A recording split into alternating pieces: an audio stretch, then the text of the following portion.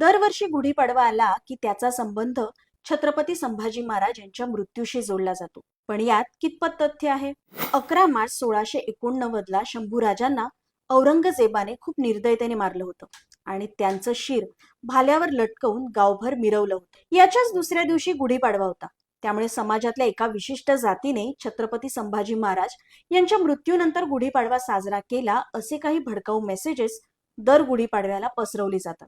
पण हे साफ खोटं आहे. गुढीपाडवा इसवी सन 78 पासून साजरा केला जातो, कारण इसवी सन 78 मध्ये शालिवाहन राजाने इराणमधून आलेल्या शकांना हरवलं आणि याच विजयाचं प्रतीक म्हणून शक ही कालगणना तेव्हाच्या मराठी मुलखात सुरू केली आणि तेव्हापासूनच चैत्र या मराठी महिन्याच्या पहिल्या दिवशी गुढीपाडवा साजरा केला जाऊ लागला. पण आजही काही जण गुढी उभारण्याची पद्धत म्हणजे काठीवर पालथा कलश याची तुलना शंभूराजांच्या भाल्यावरच्या शिराशी करतात आणि शंभूराजांचा मृत्यू साजरा करण्यासाठी गुढी उभारण्यात आली असाही युक्तिवाद करतात.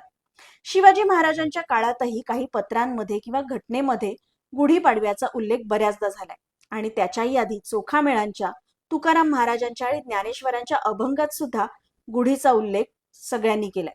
पण गुढी उभारावी की उभारू नये हा ज्याचा त्याचा प्रश्न असला तरी गुढीपाडव्याचा आणि छत्रपती शंभू महाराजांचा मृत्यू यात काहीही संबंध नाहीये.